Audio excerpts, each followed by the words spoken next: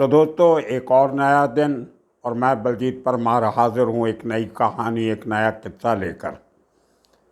आज मैं आपको एक ऐसा ट्रू लाइफ इंसिडेंट सुनाने जा रहा हूँ। पंजाब में सबने सुना गैंगस्टर कैसे ऑपरेट करते हैं। इल्ज़ाम लगते हैं कि उनकी पुलिस से मिली भगत होती है, लेकिन इसका कोई सबूत नहीं मिलता। लोग कहते हैं कि गैंगस्टर से आम आदमी डरता है, इसलिए उनकी शिकायत नहीं करता। और बहुत से लोग जो कानून का रास्ता छोड़ के अपने निजी झगड़े निपटाने के लिए गैंगस्टर के पास जाते हैं, वो लोग असल में ऐसे होते हैं जो गैंगस्टर्स को पनपने का रास्ता दिखाते हैं। ऐसे लोग कभी सामने नहीं आते, ये भी हकीकत है। और पंजाब की पुलिस गैंगस्टर्स के ऊपर पूरी तरह निगाह रखी हुई है, लेकिन काम नहीं करती, ये भी एक सच्चाई है। आम तौर पे ऐसी बातें करने से ये लगता है कि जब ये सब बातें बहुत पुरानी घसी पिटी बातें हैं जिनका कोई सबूत नहीं होता, लेकिन आज मैं आपको ये पूरी कहानी एक सबूत के साथ सुनाऊंगा और इस कहानी से ये सब बातें सही सिद्ध साबित होंगी। इसका फैसला आपको करना है। कहानी है संगरूर के पास के एक छोटे से गांव की, जिसका नाम है टिब्बा। टिब्बा में दो लोग रहते हैं, एक औरत है, एक आदमी है, हरजीत कौर और हरदीप सिंह।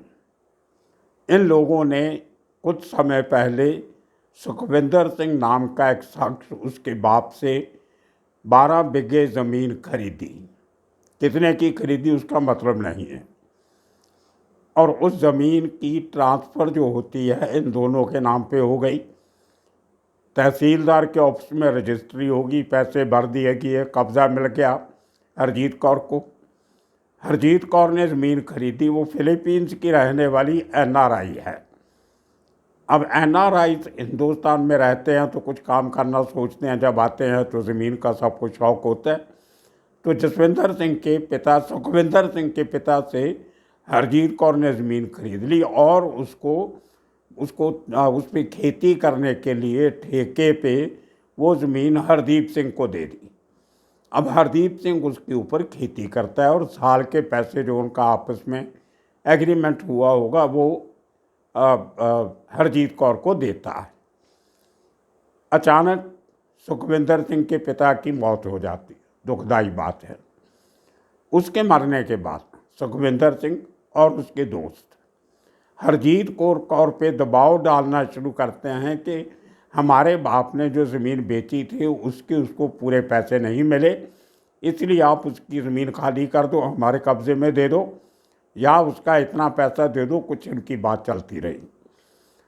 तो हरजीत कौर ने और हरदीप सिंह ने पूरे डॉक्यूमेंट्स जो सरकारी रिकॉर्ड में दाखिल हो चुके थे, रजिस्टर्ड हो चुके थे, वो सब दिखाए।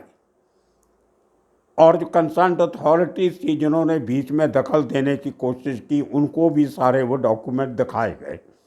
सबकी तसल्ली हो गई। सब सरकारी अफसरान ने माना कि इसमें हरजीत कौर और हरदीप सिंह की कोई गलती नहीं है, ये इस ज़मीन के मालिक हैं। और अब देखिए, अचानक आज से 4-5 महीने पहले इन लोगों को गैंगस्टर्स के फ़ोन आने लगे कि आप सुखविंदर सिंह की ज़मीन छोड़ दो, नहीं तो आपको जिंदा नहीं छोड़ेंगे। अब ये दोनों, वो NRI लड़की थी, उसको अपने हकूक़ का पता था, उसने स्टैंड ले लिया। वो औरत ने बोला कि मैं डरूंगी नहीं, मैं किसी से डर के अपनी ज़मीन नहीं छोड़ूंगी।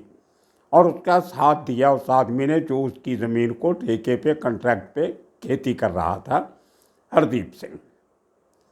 अब हरदीप सिंह को धमकियाँ मिलने लगी कि तू उस औरत की मदद करता है, तू मालिक तो है नहीं, ये है वो है, गाली गलौच होना शुरू हुआ। उन्हीं दिनों में उसको पंजाब के एक बहुत बड़े गैंगस्टर अर्श डल्ला का कनाडा से फ़ोन आता है कि तुम ये ज़मीन छोड़ दो, तुम्हारे लिए अच्छी बात नहीं है। मैं अर्श डल्ला बात कर रहा हूँ। और ये जो सुखविंदर सिंह जो है वो मेरे भाई जैसा है, ये उसकी ज़मीन तो तुम्हें छोड़नी पड़ेगी, नहीं तो तुम्हारा क्या होगा अंदाज़ा लगा लो। मैं अर्श डल्ला बोल रहा हूँ। गाली गलोच हुआ दोनों में, हरदीप सिंह में और अर्श डल्ला में। उसने भी गालियाँ दी, उसने भी दी। ये रात की बात है। दूसरे दिन सुबह, ये बात बहुत ध्यान से सुनना आप, इससे आपको आइडिया लगेगा कि गैंगस्टर और पुलिस कैसे ऑपरेट करते हैं। ये झगड़ा गाली गलोच रात को होता है अर्श डल्ला का और हरदीप सिंह का। दूसरे दिन सुबह सुबह सवेरे, early in the morning, Moga police की एक पुलिस पार्टी 90 किलोमीटर का सफ़र तय करके हरदीप सिंह के घर पहुंच जाती है और उसको सवाल जवाब करने शुरू करती है, जिसमें 2 ऑफिसर होते हैं, 4 कांस्टेबल होते हैं। 2 आदमी यूनिफॉर्म में, बाकी सिविल में। CIA स्टाफ उन्होंने बोला कि हम मोगा के हैं। उन्होंने हरदीप सिंह को धमकाना शुरू किया क्वेश्चनिंग में कि तुम गैंगस्टर से बात करते हो, बताओ तुम्हारा क्या रिश्ता है गैंगस्टर के साथ, तुमने उसको क्यों फ़ोन किया। तो हरदीप सिंह ने कहा कि मैंने उसको फ़ोन नहीं किया, उसका फ़ोन मुझे आया था। लेकिन आपको ये बात कैसे मालूम पड़ी? तो मोगा पुलिस का CIA स्टाफ का ऑफिसर हरदीप सिंह को बताता है कि हमने अर्श डल्ला का फ़ोन सर्विलेंस में रखा हुआ था, वो जिससे भी बात करता है वो हम सब सुनते हैं, उसको रिकॉर्ड करते हैं, और कल जो तुम्हारी बात हुई वो भी हमारे पास पूरी रिकॉर्ड हुई है। तो हरदीप सिंह ने बोला कि अगर आपने रिकॉर्ड की है पूरी बात, तो आपको पता होना चाहिए कि फ़ोन मैंने नहीं, उसने किया था। धमकियां मुझे मिल रही हैं, आपको मेरी मदद करनी चाहिए। आप उल्टा मुझे डांट रहे हो कि मैंने उससे बात क्यों की। तो ये सवाल जवाब होने के बाद वो लोग इसको समझा बुझा के कि इस बात को बढ़ाना मत, ये गैंगस्टर बड़े ख़तरनाक लोग होते हैं, तुम किसी पंगे में मत पड़ो। ऐसी कुछ बातें हुई जो कुछ खुल के बोलने से हरदीप सिंह टेलीफोन पे घबरा रहा था, लेकिन उसके डॉक्यूमेंट्री एविडेंस उसने सारी मुझे दे दी। अब फ़ोन पे कुछ लोग बात करने से कतराते हैं कि मैं कहीं उसकी बात रिकॉर्ड नहीं कर रहा हूँ, हालांकि मैं करता नहीं हूँ। मैं बिना पूछे कभी भी किसी के फ़ोन की कन्वर्सेशन रिकॉर्ड नहीं करता हूँ। तो वो पुलिस पार्टी चली जाती है। उसके बाद उसको बयान दर्ज करवाने के लिए मोगा बुलाया जाता है। तो हरदीप सिंह मोगा जाता है, उसका बयान दर्ज होता है, जिसमें पूरी कहानी वो अपनी जो सच्ची कहानी होती है वो करके आ जाता है। वहाँ के जो SSP होते हैं, उनका नाम भी बताया था मुझे, उसने मैं लेना नहीं चाहता। उन्होंने कहा कि हरदीप सिंह, तुम्हें डरने की ज़रूरत नहीं है, जो आदमी तुम्हें मारने आए तुम उसे मार देना, हम संभाल लेंगे, हथियार रखो अपने पास और मुकाबला करो। तो हरदीप सिंह को बहुत हौसला हो गया कि ये तो बहुत अच्छी बात है। तो लेकिन उनके पास हथियार नहीं था। उनकी बीवी के पास पे एक वेपन है, एक रिवॉल्वर है। तो लोकल पुलिस जो थी, जब इसको हरदीप सिंह इन्फॉर्म करने गया, जो संगरूर की शेरपुर पुलिस स्टेशन पड़ता है, जब वहाँ पे पूरा बयान करने गया कि मुझे गैंगस्टर की धमकी मिल रही है, इस तरह मोगा पुलिस ने मेरा बयान दर्ज किया है, आप मेरी उस गैंगस्टर और सुखविंदर सिंह और एक और आदमी है, उनके खिलाफ केस दर्ज कीजिए, मुझे वो गैंगस्टर से धमकी दिलवा रहे हैं। लोकल पुलिस ने कोई केस रजिस्टर नहीं किया। उल्टा जो उसकी बीवी का वेपन था, बीवी के नाम पे जो लाइसेंस्ड वेपन है, वो भी जमा करवा लिया कि तुम कहीं गोली नहीं चला दो पकड़ के, और उसको डराया कि ये हथियार सिर्फ तुम्हारी पत्नी चला सकती है, तुम नहीं चला सकते। उसने फिर पीछे लग के इधर उधर अप्रोच करके कुछ लोगों को साथ लेके अपनी बीवी का वो लाइसेंस हथियार वापस लिया कि हमारे पूरे परिवार को जान का खतरा है। तो अब देखिए, इतना बड़ा सबूत खुद पुलिस के पास है। पुलिस ने एक गैंगस्टर का फ़ोन सर्विलेंस पे लगा के रखा हुआ है, वो किससे बात करता है पुलिस को पता है, लेकिन केस रजिस्टर करने के लिए कोई तैयार नहीं है। उसके बाद जब लोकल पुलिस स्टेशन ने केस नहीं लिया तो हरदीप सिंह एसएसपी को जाके मिलता है, आईजी रेंज को मिलता है, कहीं उसकी सुनवाई नहीं होती, कोई केस रजिस्टर नहीं होता। मैंने आपको कहा लोग ऐसे केसेस में पर्चा दर्ज करवाने से डरते हैं, लेकिन ये शख्स पर्चा दर्ज करवाने जा रहा है, पुलिस को तो खुश होना चाहिए कि एटलीस्ट कोई ना कोई आदमी तो गैंगस्टर के सामने खड़ा हुआ है और एक केस दर्ज करवाने आया है, लेकिन कुछ नहीं हुआ। एक दिन उस शख्स को एंटी गैंगस्टर टास्क फोर्स से सद्दा जाता है। चंडीगढ़ में एक बहुत बड़ी फोर्स बनाई गई है पंजाब की, मोहाली में उनका ऑफिस है, एंटी गैंगस्टर टास्क फोर्स। वहाँ से उसको बुलाया जाता है। वहाँ उसको एक कन्वर्सेशन सुनाई जाती है, टेलीफोन की कन्वर्सेशन, जिसमें डल्ला की आवाज़ होती है, अर्श डल्ला की। इस आदमी से पूछा जाता है कि क्या ये वही आवाज़ है जिस आवाज़ से आपको धमकी दी गई थी। उस शख्स ने सोचने के बाद, देखने के बाद, सुनने के बाद बताया कि जी यही आवाज़ है, यही शख्स मुझे धमकियां दे रहा है, फ़ोन कर रहा है। और उसका फ़ोन जो जिस नंबर से आता है वो नंबर भी उसने जब पुलिस को दिया तो वो वही नंबर निकला जो मोगा पुलिस ने सर्वेलेंस पे लगाया हुआ था, सीआईए स्टाफ ने। मेरे पास वो नंबर भी है, लेकिन मैं वो आपको नहीं बताऊंगा। वो पूरी डिटेल मेरे पास है, उसका स्क्रीनशॉट भी मेरे पास है उस फ़ोन के फ़ोन आने का। उसके बाद एंटी गैंगस्टर टास्क फोर्स के बड़े अधिकारियों ने उसकी बात सुनी और उसको भरोसा दिलाया कि तुम्हारी शिकायत पे अमल किया जाएगा। अब इस बात को भी कई महीने हो गए। आखिर 6वें महीने की जून की 20 तारीख को उसने एक रिटर्न कंप्लेंट 1.5 पन्ने की पंजाब के मुख्यमंत्री और एडिशनल डीजीपी एनआरआई अफेयर्स को लिखी। उसकी कॉपी भी मेरे पास है, जिसमें ये पूरा वाक़या उसने डिटेल में लिखा।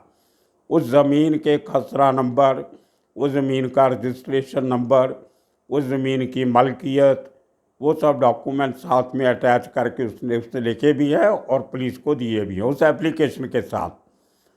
अब मुख्यमंत्री को चिट्ठी लिखी गई जिसमें ये सब लिखा गया जो मैंने आपको बताया कि एक गैंगस्टर कैसे उसको ज़मीन छोड़ने की धमकी दे रहा है।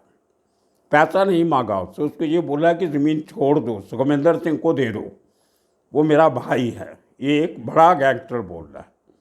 और ये अर्श डल्ला कौन है मैं आपको वो भी बता दूं। 15 अगस्त के पहले दिल्ली में पंजाब की एक इंटेलिजेंस यूनिट ने 2 लोगों को गिरफ्तार किया, जिनके पास से 2 9mm के पिस्टल निकले, 3 हैंड ग्रेनेड और कुछ इस किस्म का सामान। पुलिस का ये कहना है कि वो 15 अगस्त के मौके पे कुछ गड़बड़ करनी चाहते थे, वो टेररिस्ट हैं। उसके बाद अर्श डल्ला की एक पुलिस को वार्निंग आती है कि वो मेरे आदमी हैं, वो टेररिस्ट नहीं हैं। उनके पास कोई आरटीएक्स नहीं था, कोई बॉम्ब नहीं था, कोई हैंड ग्रेनेड नहीं थे। ये आपने मेरे लोगों के ऊपर नकली डाले हैं। हम गैंगस्टर जरूर हैं लेकिन टेररिस्ट नहीं हैं, अतवादी नहीं हैं। हमें आप अतवादी मत बनाइए, नहीं तो इसका अंजाम सही नहीं होगा। और उसने ये बात क्यों कही उसका भी एक इतिहास है। आज से कुछ 2-2.5 महीने पहले पंजाब पुलिस के इंटेलिजेंस विंग के ऑफिस के ऊपर एक रॉकेट अटैक होता है। एक रॉकेट ऑफिस में जाके गिरता है, कोई मरा नहीं लेकिन थोड़ा बहुत नुकसान उसने किया। उसमें पुलिस ने जिन लोगों का नाम लिया उनमें से एक अर्श डल्ला था। ये मोगा ज़िले का रहने वाला है, उसके पास डल्ला गांव है, वहाँ उस गांव का रहने वाला है, इसलिए उसको अर्श डल्ला कह देते। 20 के करीब मर्डर के, फिरौती के क्रिमिनल चार्जेस उसके खिलाफ हैं। आज के दिन में वो गोल्डी बराड़ की तरह कनाडा में रह रहा है और पंजाब पुलिस ने उसके खिलाफ रेड कॉर्नर नोटिस भी सीबीआई को बोल के निकाल रखा है। लेकिन उसके बाद कार्रवाई नहीं हुई। अब जिस केस की मैं बात कर रहा हूँ वो तो रीसेंट केस है। आप केस रजिस्टर क्यों नहीं करते? सबूत आपके पास है। आपने वो बातचीत सुनी है सीआईए स्टाफ मोगा ने, एंटी गैंगस्टर टास्क फोर्स के पास उसका रिकॉर्ड है। उस आदमी की आप स्टेटमेंट रिकॉर्ड करते हो लेकिन केस रजिस्टर नहीं करते। ये बहुत बड़ी कुताही है। क्यों पंजाब पुलिस गैंगस्टर्स के खिलाफ केस रजिस्टर करने में डरती है? उनको क्यों ऐसा लगता है कि इनके खिलाफ केस नहीं रजिस्टर करना चाहिए? आपस में बैठ के ले दे के फैसला कर लो। और ये बात हरदीप सिंह को बहुत बार कही गई कि तुम सुखविंदर सिंह और उस दूसरे आदमी के साथ मिल के बातचीत करके फैसला कर लो। ये बड़े खतरनाक लोग हैं, तुम्हारा नुकसान हो सकता है। अगर अब पुलिस वाले ही आम जनता को डराएंगे, लेकिन हरदीप सिंह डरने वाला नहीं है। उसने प्रण किया है कि मैं आखिरी दम तक लड़ूंगा, मैं इस केस से पीछे नहीं हटूंगा। मेरी उससे पिछले 3-4 दिन से बात हो रही थी। उसने मेरे प्रोग्राम देखे तो उसने हिम्मत की मेरे से बात करने की। आप देखिए, ऐसे लोग जो गैंगस्टर के खिलाफ खड़े होते हैं, उनको अगर पुलिस प्रोटेक्शन नहीं देगा तो कौन देगा?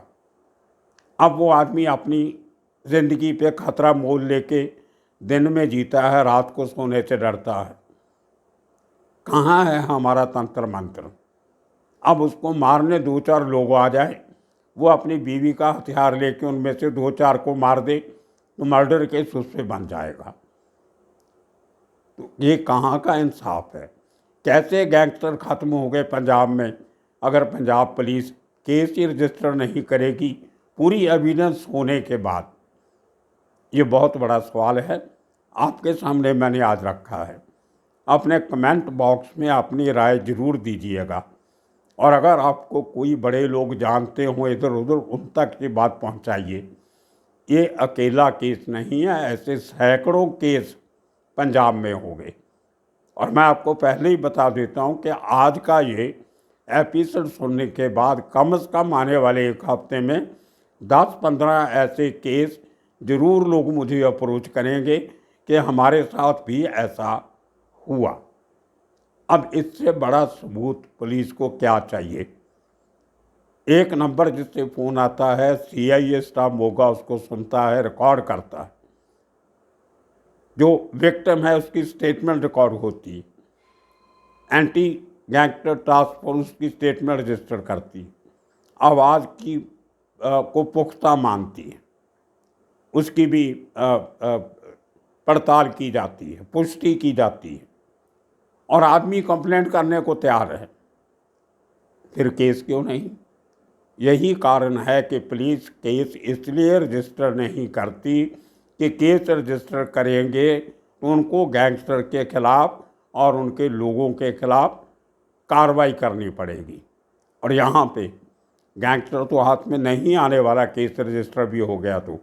लेकिन वो 2 लोग जिन लोगों ने अर्श डल्ला को अप्रोच किया, कानून का रास्ता छोड़ के गैंगस्टर के पास गए इसकी ज़मीन हथियाने के लिए, उनके ऊपर कार्रवाई कब होगी?